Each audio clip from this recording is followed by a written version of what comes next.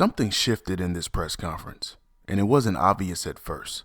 The questions sounded routine, but the answers kept slipping just out of reach. And this is where the tension begins. The room keeps circling one idea without saying it directly. Are the Browns about to make a move at number 6, or are they protecting something bigger? And that question quietly drives everything that follows. This is 1 week before the NFL draft. Coming off a 5-12 season with the roster in transition, the Browns hold 2 first-round picks and a quarterback situation that is still not settled. So every answer in this room carries weight. And the media knows exactly where to apply pressure. Trade rumors, positional value debates, and the quarterback question are all sitting just beneath the surface. The goal is simple: get clarity before the draft board locks in. But Andrew Berry walks in with a different objective: protect leverage, maintain flexibility, and reveal as little as possible. And that sets up the first collision in the room.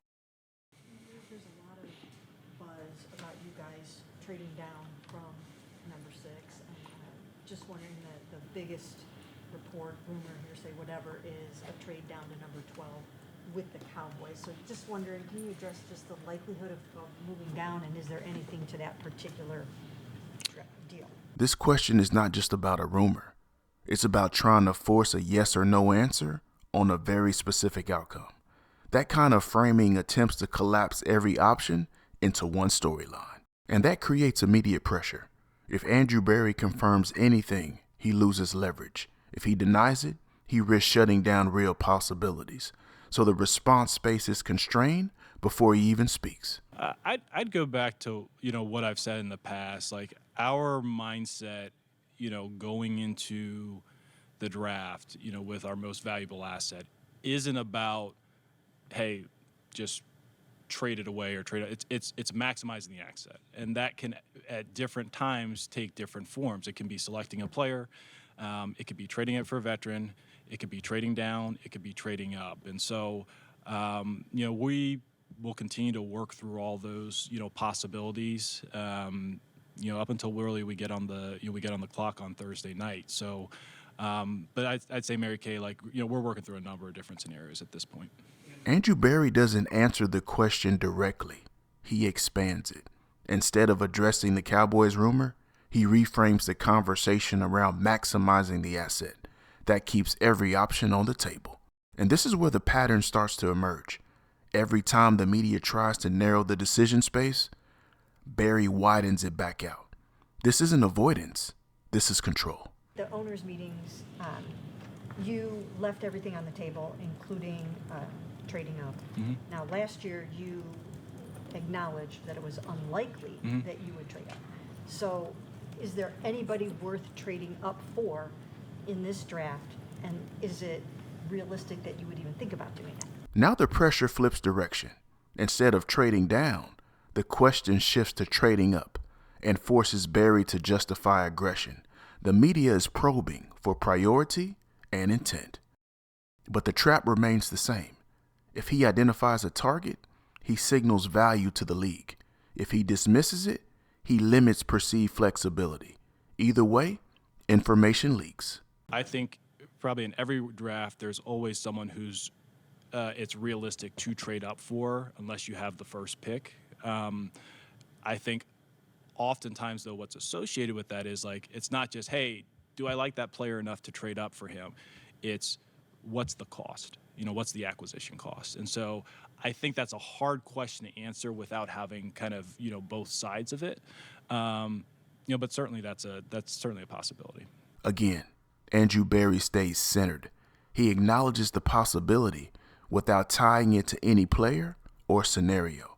That creates the appearance of transparency while protecting strategy. When the media can't get clarity on trades, they shift to positional value. Now the question becomes whether the Browns will follow convention or break it. And that introduces a new layer of pressure. You see guys like Jeremiah and Caleb Downs ranked at near the top of every big board, and yet they are, in some cases not projected to go towards the back end of the top 10.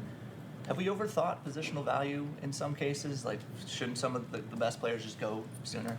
This question reframes the decision as logic versus overthinking. It suggests that passing on certain players would be a mistake. That creates reputational pressure before the answer even comes.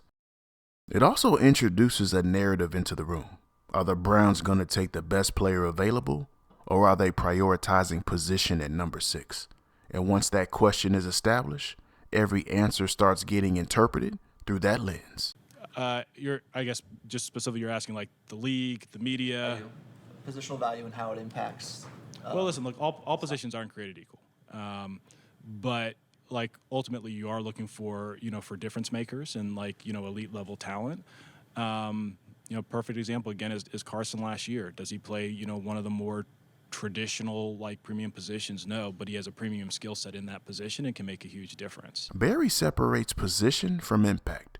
He doesn't reject positional value, but he elevates unique skill sets as the priority. That gives him flexibility to justify any decision at 6. And now everything connects. Trade flexibility, positional ambiguity, and long-term roster building all tie back to one principle: control the board without revealing the plan.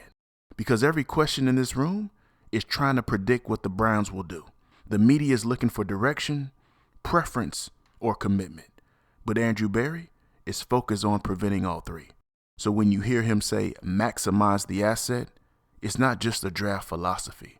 It's a mechanism to avoid being boxed in to any single path. And that's what keeps leverage intact.